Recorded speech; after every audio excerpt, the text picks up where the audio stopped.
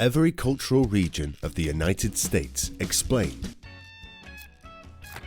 It wouldn't be accurate to say that America is one big uniform place from coast to coast.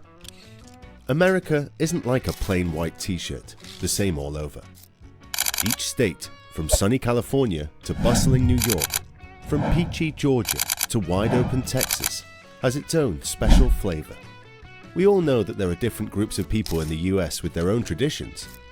But today, let's step back and look at the bigger picture, like zooming out on a map. The US, unlike many other countries, is like a whole continent in one, with different regions feeling like different nations within the same country, each with its own unique character.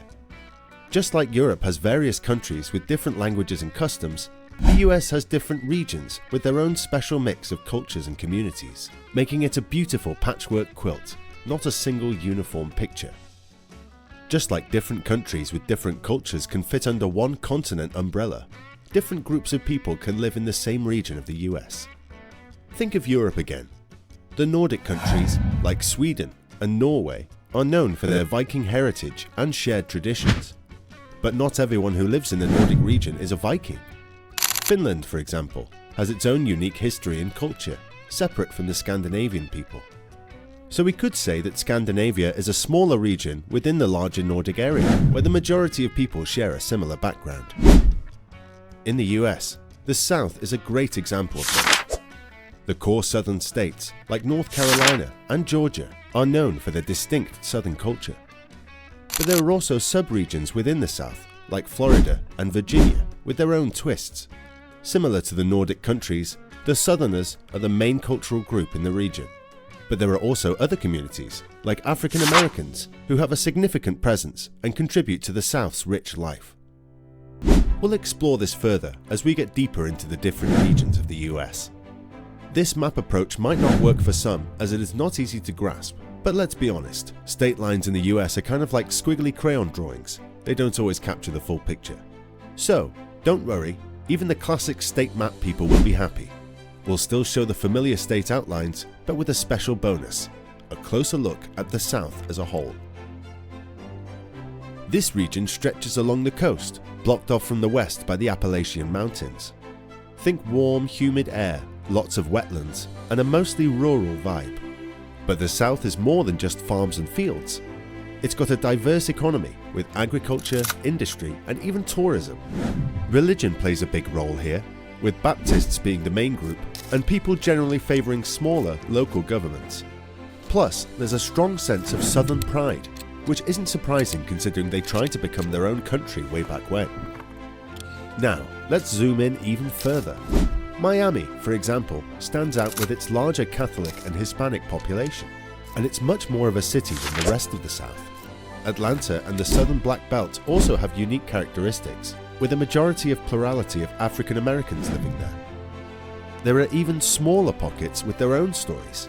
Southwestern Louisiana has a strong French and Cajun influence, while Arkansas leans heavily on the Mississippi River for its identity, unlike the Atlantic and Gulf coasts. The Ozarks, a mountainous area, are even more rural than the coastal South and share similarities with the Appalachian region, including having been settled by the same Scotch-Irish people. Now, it allows us to see smaller regions like Appalachia in more detail. Imagine Appalachia as a cooler, more rugged cousin of the South. It's got mountains, forests, and a milder climate. Unlike the South's focus on agriculture, Appalachia relies more on mining and heavy industry, similar to Russia's South Ural region we talked about before. Interestingly, Appalachia shares some similarities with the South, like being mostly conservative and Baptist. However, Appalachia's people are more likely to have Scotch-Irish ancestry, unlike the South's British heritage. This region even has smaller pockets with their own unique flavours. The area around the Ohio River has a more Methodist and German-American vibe compared to the rest of Appalachia. And while the lands of southern Indiana and Illinois aren't as mountainous, they share the same rural Scotch-Irish character as Appalachia, focusing more on agriculture. But there's even more to discover. This also reveals a sub-region called Cesano, which stands out for its strong German heritage, Lutheran faith, and higher level of development. Another region brought to light is Greater Texas. Unlike the South, it's flatter, drier, and hotter, with a focus on oil, gas, and cattle ranching. While the core shares Southern Baptist roots, there's also a significant Hispanic American population, especially in the South and West, compared to the larger African American presence in the coastal South. Similar to the South, Texas has a strong sense of independence, partly due to its history as a separate republic in the early 1800s. This, along with the challenging environment that limits large-scale farming, contributes to a distinct Texan identity. The region encompasses diverse landscapes, from southern wetlands in the east to arid deserts in the west. Within Greater Texas, we find subregions within their own stories. Areas bordering Mexico have a majority Hispanic population with a Catholic faith, while the region of New Spain boasts a plurality of old stock Spanish Americans. Arizona, reaching further west, is the farthest point for the Southern Baptist group and shares similarities with drier parts of Texas. However, it lacks the strong Texan identity and has a broader Protestant presence, not just Baptist. Even with Texas, there are distinct subregions. The Greater Tulsa area, for example, is more diverse ethnically, but still heavily Baptist in faith and culture. Now, let's shift gears and explore the vast interior west of the US. Think of it like the US's Siberia, a huge, mostly empty space that can be pretty harsh. The northeastern parts near Canada are the most pleasant, with mild weather and good land for farming.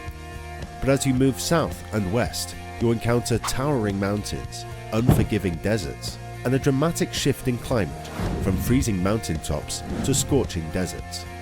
Overall, it's a dry, underpopulated region with a resource-based economy. The people here are mostly Anglo-American and German-American, and while Christian, they're generally less religious and more diverse in their specific beliefs compared to the regions we've discussed so far. This vast interior west also has its own unique pockets. The Deseret region is heavily Mormon, while the Colorado region has a large Native American population. The Greater Sacramento Valley boasts a Hispanic and Catholic majority, and the sub-region of Lower California is a highly urbanized coastal area with a strong Hispanic presence and more democratic leanings compared to the generally Republican and Libertarian-leaning interior West. Now let's head to the Pacific Northwest, a refreshing change from the dry expanses. A lush green oasis along the Pacific coast, nestled between the Cascade Mountains and the Columbia River. This region enjoys a cool coastal climate and is known for its progressive cities. While mostly undeveloped outside the major urban centers, the Pacific Northwest is predominantly Anglo-American and quite secular, with the exception of the Jefferson subregion, which leans more Christian and conservative. The San Francisco subregion stands out for being even more urbanized and having a milder climate compared to the rest of the area. Now, the Pacific Northwest isn't just about mountains and forests. Its location near Asia and Canada also adds a special flavor. You can see influences from Asian Pacific cultures and even a touch of Canadian neighborliness, which has helped shape the unique Anglo-American culture there. This Anglo-American nation, as we might call it, stretches across the northern US and is dominant in Canada as well. Moving east, we encounter the Great Plains, a vast flat region, often called America's breadbasket or the Corn Belt. This agricultural powerhouse thrives thanks to the mighty Mississippi River and its tributaries, along with underground water sources and irrigation systems. The hot summers and fertile soil make it a perfect place to grow crops. The people here are mostly of German American descent and largely Methodist in faith, forming another distinct nation within the US. Politically, they tend to support policies that benefit farmers. This region also has a Scandinavian and Lutheran subregion in its northern part. While not as sparsely populated as the interior West, the Great Plains are still relatively underpopulated. However, they're certainly more economically productive, contributing a significant portion, around 40 to 60% of all US agriculture. Now, let's travel east to the Midwest, known for its bustling cities around the Great Lakes and its strong industrial backbone. This region stretches from the shores of the lakes to the vast prairies, making it a double threat, a powerhouse in both manufacturing and agriculture. The climate varies from cool to warm depending on how far north and inland you go. The Midwest is predominantly urban and suburban, with a significant German-American population and a strong Catholic faith. This region was a major destination for German immigrants in the mid to late 1800s, further enriched by people from Poland, Ireland, and other parts of Europe. Once the heart of American industrialization, the Midwest boasts extensive infrastructure, particularly around railroads, with Chicago serving as the central rail hub for the entire country. This rich history translates into a unique political world. Traditionally, the Midwest leaned towards old Republican labor politics, but in recent times, it has become more politically diverse, with a strong Democratic presence due to the evolving priorities of both parties. Within the Midwest, we find two distinct subregions. Southern Illinois, for example, has a more rural character and a higher concentration of African Americans compared to the rest of the region.